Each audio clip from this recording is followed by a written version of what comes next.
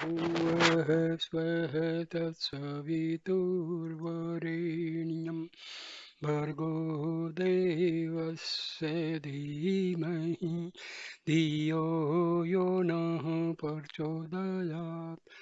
Om Shanti Shanti Shanti. Namaste, dear friends. Today I will give an video on who am I in Tamil, that is known as Nanyar. It comes under the teachings of Bhagavan Sri Ramana Maharshi. So this was the first booklet by Maharshi Ramana.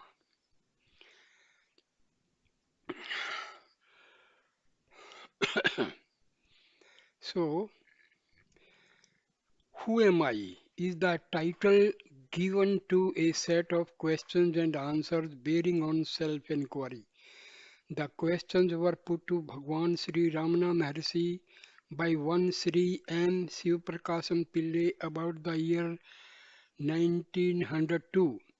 Sri Pillai, a graduate in philosophy, was at the time employed in the revenue department of the South Arcot Collectorate. During his visit to Tiruvannamalai in 1902, an official work, he went to Virupaksha cave on Arunachala hill and met the master there. He sought from him spiritual guidance and solicited answers to questions relating to self-inquiry. As Bhagwan was not talking then, not because of any vow he had taken, but because he did not have the inclination to talk.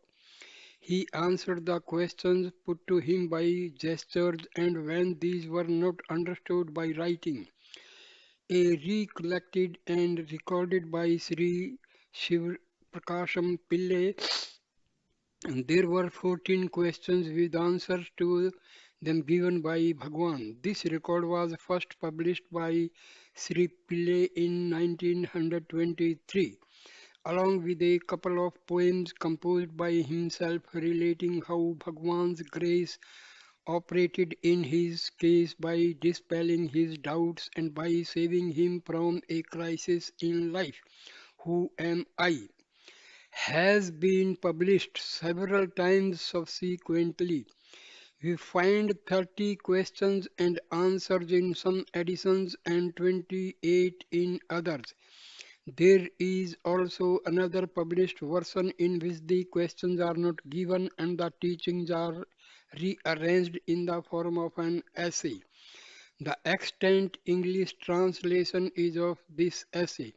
The present rendering is of the text in the form of 28 questions and answers, along with Vichara Sangraham, self-inquiry, Nanyar, who am I, constitute the first set of instructions in the master's own words. These two are the only prose pieces among Bhagwan's works. They clearly set forth the central teaching that the direct path to liberation is self-inquiry. The particular mode in which the inquiry is to be made is lucidly set forth in Nanyar. The mind consists of thoughts. The I thought is the first to arise in the mind.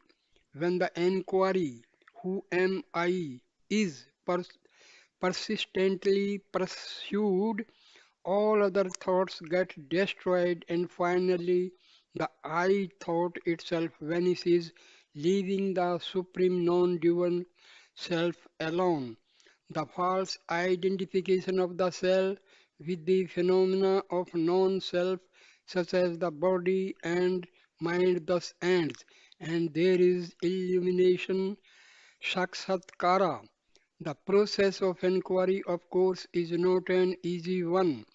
As one inquires, who am I? Other thoughts will arise. But as these arise, one should not yield to them by following them. On the contrary, one should ask to whom do they arise?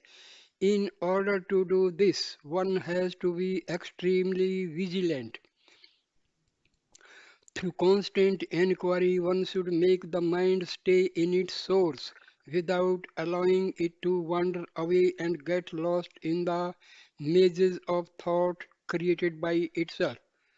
All other disciplines, such as breath control and meditation on the forms of God, should be regarded as auxiliary practices. They are useful insofar as they help the mind to become quiescent and one pointed. For the mind that has gained skill in concentration, self inquiry becomes comparatively easy. It is by ceaseless inquiry that the thoughts are destroyed and the self realized the plenary reality in which there is not even the I thought, the experience which is referred to as silence. This, in substance, is Bhagwan Sri Ramana Maharshi's teachings in Nanyar, Who Am I? Om Namo Bhagavate Sri Ramanaय. Now I will read the actual text, that is Who Am I, or in Tamil called Nanyar. As all living beings desire to be happy always without misery, as in the case of everyone, there is observed supreme love for one's self, and as happiness alone is the cause for love. In order to gain that happiness which is one's nature and which is experienced in the state of deep sleep, where there is no mind, one should know one's self. For that the path of knowledge, the inquiry of the form who am I is the principal means. Now first, who am I? The gross body which is composed of the seven humors, dhatus. I am not the five cognitive sense organs, viz. The senses of hearing, touch, sight, taste, and smell, which apprehend their respective objects, which sound, touch, color, taste, and odor. I am not the five cognitive sense organs, which the organs of speech, locomotion, grasping, excretion, and procreation, which have as their respective functions speaking, moving, grasping, excreting, and enjoying. I am not the five vital airs, prana, etc., which perform respectively the five functions of in breathing, etc.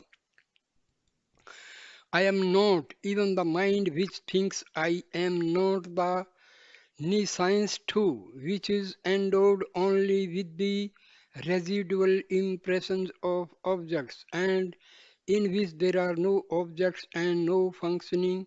I am not. Second, if I am none of these, then who am I? After negative all of the above mentioned as not this, that awareness which alone remains, that I am. Third, what is the nature of awareness? The nature of awareness is existence, consciousness, and bliss. That is called Satchiti Ananda or Satchidananda. Fourth, when will the realization of the self be gained? When the world, which is what is seen, has been removed, there will be realization of the self, which is the seer.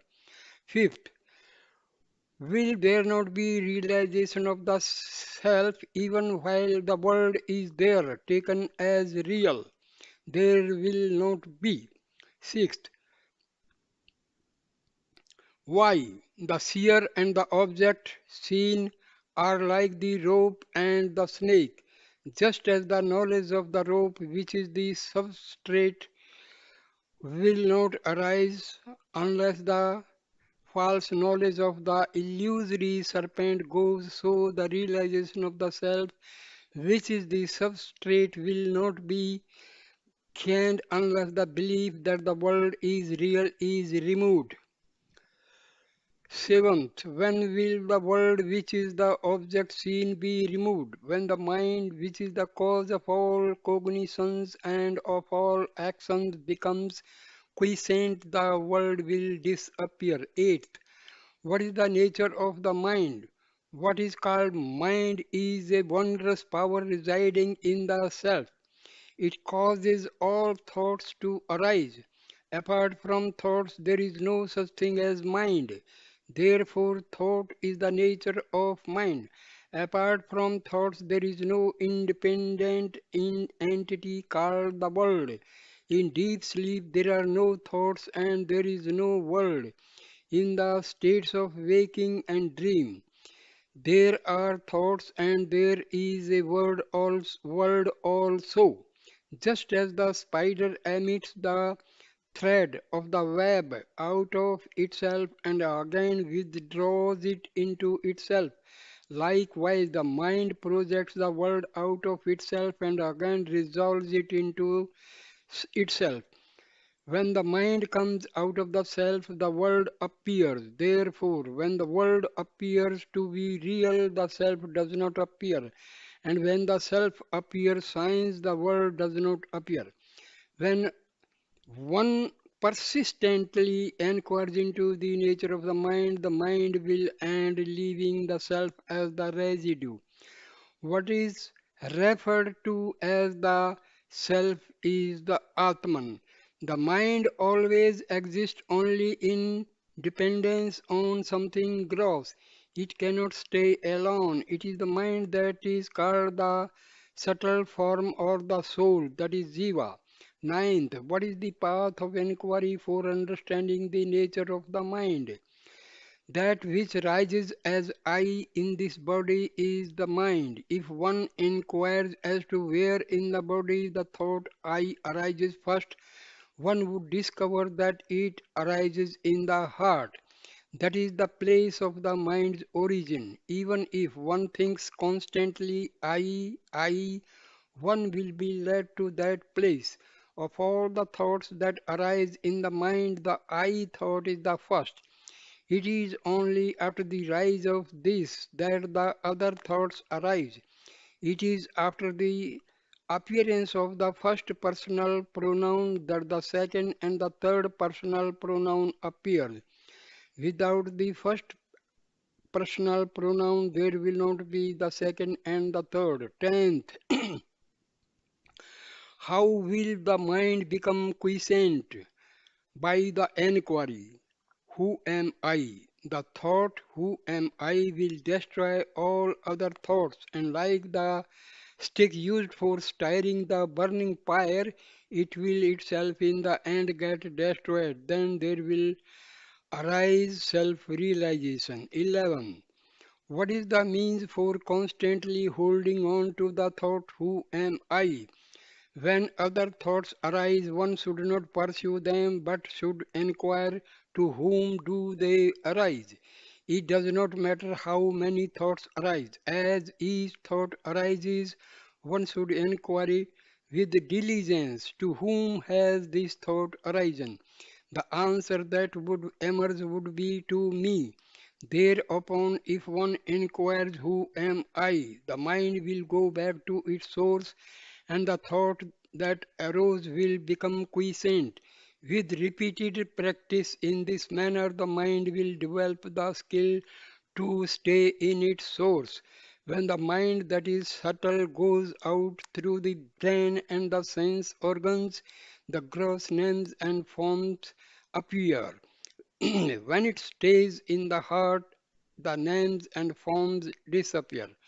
Not letting the mind go out, but retaining it in the heart is what is called inwardness, antarmukha. Antarmukha.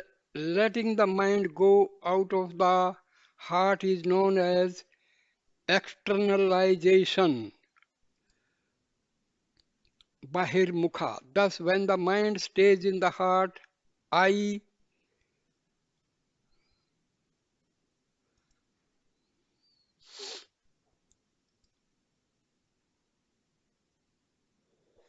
I will destroy all other thoughts. And like the stick used for, okay. Thus, when the mind stays in the heart, the I, which is the source of all thoughts, will go, and the self, which ever exists, will shine. Whatever one does, one should do without the egoity I. If one acts in that way, all will appear as of the nature of Shiva, the God. 12. Are there no other means for making the mind quiescent other than answer? Other than inquiry, there are no adequate means. If through other means it is sought to control the mind will appear to be controlled but will again go forth. Through the control of breath also the mind will become quiescent, but it will be quiescent only so long as the breath remains controlled, and when the breath resumes, the mind also will again start moving and will wander as impelled by residual impressions. The source is the same for both mind and breath. Thought indeed is the nature of the mind. The thought I is the first thought of the mind, and that is egoity. It is from that whence egoity originates that breath also originates. Therefore, when the mind becomes quiescent, the breath is controlled, and when the breath is controlled, the mind becomes quiescent. But in deep sleep, although the mind becomes quiescent, the breath does not stop. This is because of the will of God, so that the body may be preserved and other people may not be under the impression that it is dead. In the state of waking and in samadhi, when the mind becomes quiescent, the breath is controlled. Breath is the gross form of mind. Till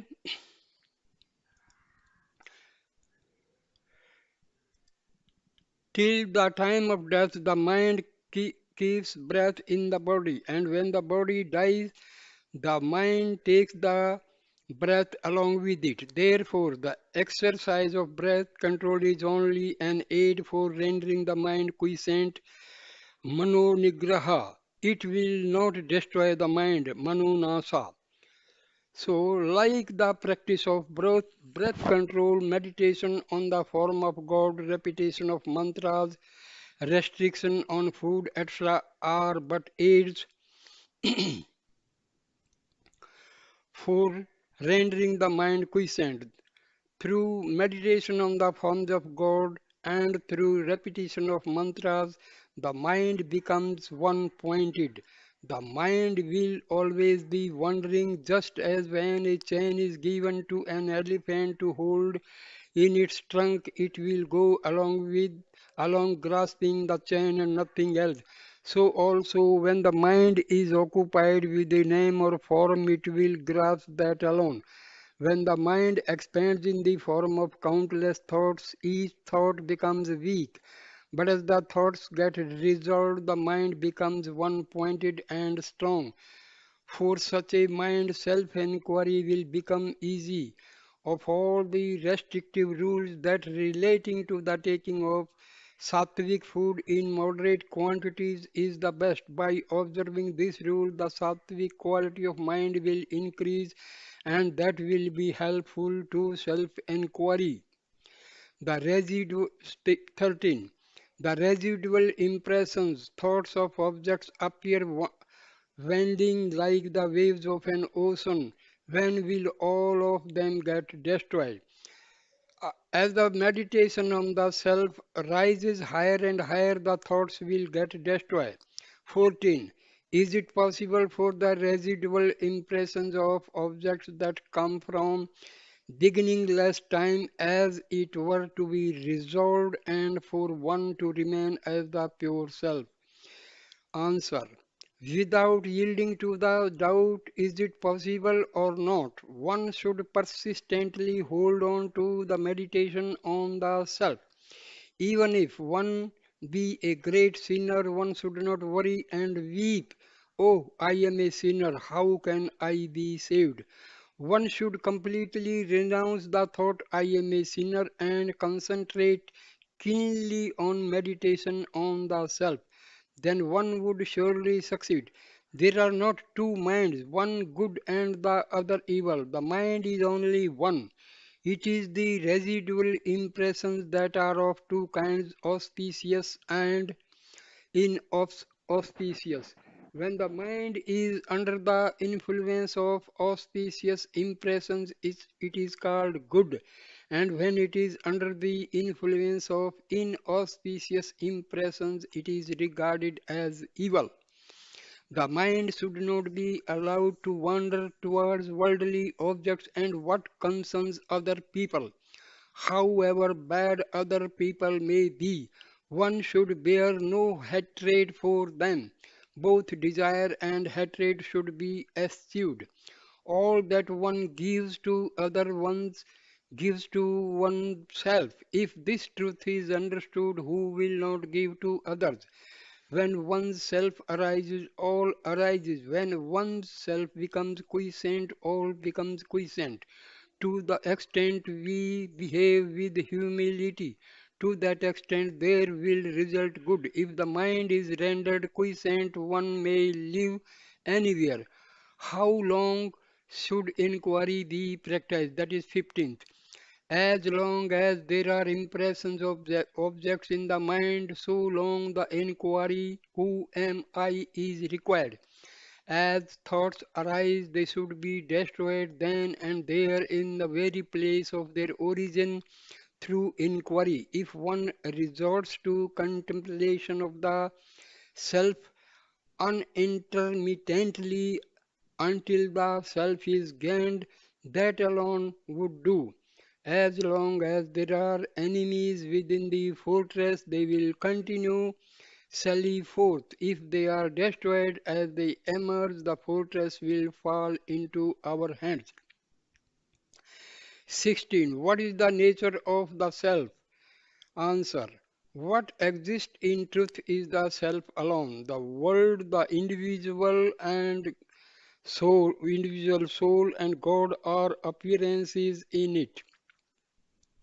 Like silver in mother of pearl, these three appear at the same time and disappear at the same time. The self is that where there is absolutely no I thought.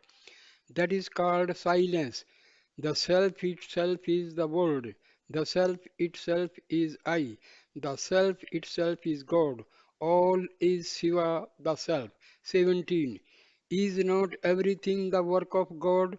Without desire, resolve, or effort, the sun rises, and in its mere presence, the sunstone emits fire. The lotus blooms, water evaporates, people perform their various functions and then rest. Just as in the presence of the magnet the needles move. It is by virtue of the mere presence of God that the souls govern by the three cosmic functions or the fivefold divine activity perform their actions and then rest in accordance with their respective karmas. God has no resolve, no karma attaches itself to him. That is like worldly actions not affecting the sun, or like the merits and demerits of the other four elements not affecting all pervading space. 18. Of the devotees, who is the greatest? He who gives himself up the self, that is God, is the most excellent devotee. Giving one's self up to God means remaining constantly in the self without giving room for the rise of any thoughts other than that of the self. Whatever burdens are thrown on God, He bears them. Since the supreme power of God makes all things move, why should we, without submitting ourselves to it, constantly worry ourselves with thoughts as to what should be done and what should not be done and how not? We know that the train carries all loads, so after getting on it, why should we carry our small luggage on our head to our discomfort instead of putting it down in the train and feeling at ease? 19. What is non-attachment? As thoughts arise, destroying them utterly without any residue in the very place of their origin is non-attachment. Just as the pearl diver ties a stone to his waist, sinks to the bottom of the sea, and there takes the pearls, so each one of us should be endowed and non-attachment, dive within oneself and obtain the self pearl. 20. Is it not possible for God and the Guru to effect the release of a soul? God and the Guru will only show the way to release. They will not by themselves take the soul to the state of release. In truth, God and Guru are not different. Just as the prey which has fallen into the jaws of a tiger has no escape, so those who have come within the ambit of the Guru's gracious look will be saved by the Guru and will not get lost. Yet, each one should by his own effort pursue the path shown by God or Guru and gain release. One can know oneself only with one's own eye of knowledge and not with somebody else's. Does he who is Rama require the help of a mirror to know that he is Rama? 21. Is it necessary for one who longs for release to inquire into the nature of categories, tattvas? Just answer. Just as one who wants to throw away garbage has no need to analyze it and see what it is. So one who wants to know the self has no need to count the number of categories or inquiry into their characteristics. What he has to do is to reject altogether the categories that hide the self. The world should be considered like a dream. 22nd. Is there no difference between waking and dream? Waking is long and a dream short. Other than this, there is no difference. Just as waking happenings seem real while awake, so do those in a dream while dreaming. In dream, the mind takes on another body. In both waking and dream states, thoughts, names, and forms occur simultaneously. 23. Is it any use reading books for those who long for release? Answer. All the text says that in order to gain release, one should render the mind quiescent. Therefore, their conclusive teaching is that the mind should be rendered quiescent. Once this has been understood, there is no need for endless reading. In order to quieten the mind, one has only to inquire within oneself that what one's self is. How could this search he done in the books? One should know one's self with one's own eye of wisdom. The self is within the five seats, but books are outside them since the self has to be inquired into the discarding the five seats. It is futile to search for it in the books. There will come a time when one will have to forget all that one has learned. 24th. What is happiness? Happiness is the very nature of the self.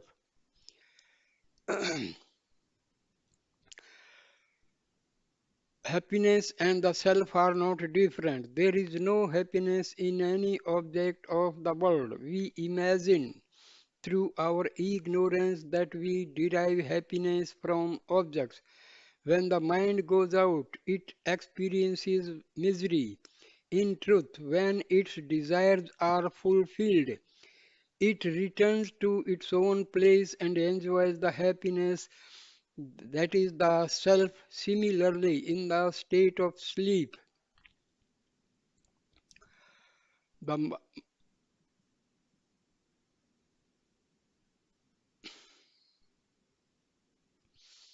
that is when there is no thought, the mind experiences happiness, and when the world appears, it goes through misery. 25. What is wisdom insight? Gyan drishti. Remaining quiet is what is called wisdom insight. To remain quiet is to resolve the mind in the self. Telepathy, knowing past, present, and future happiness and clairvoyance do not constitute wisdom insight. 26. What is the relation between desirelessness and wisdom? Desirelessness is wisdom. The two are not different. They are the same. Desirelessness is refraining from turning the mind towards any object. Wisdom means the appearance of no object. In other words, not seeking what is other than the self is detachment or desirelessness. Not leaving the self is wisdom. 27. What is the difference between inquiry and meditation? Inquiry consists in retaining the mind in the self. Meditation consists in thinking that one's self is Brahma, existence, consciousness, bliss.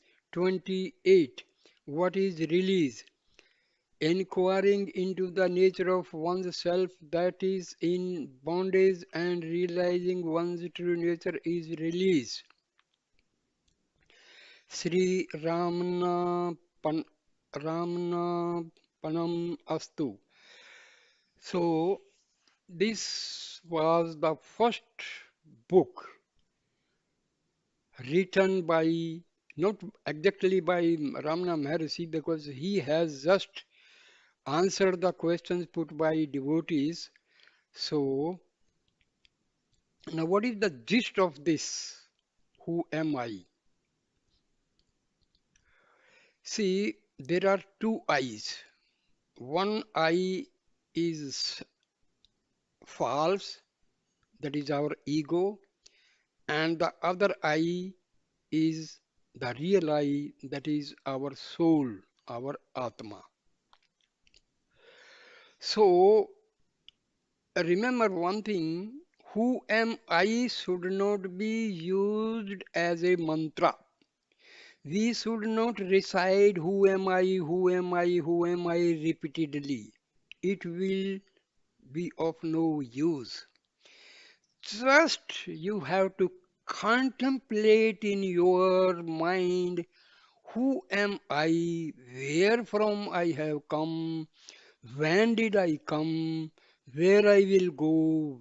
All these contemplations should be made in the mind. And then just concentrate on the self. I am the soul. Just concentrate on this. That becomes the actual self inquiry. So, namaste, friends. Please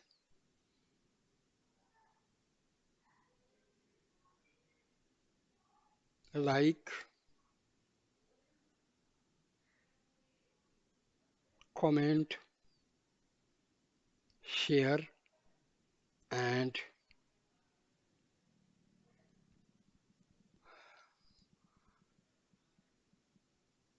okay.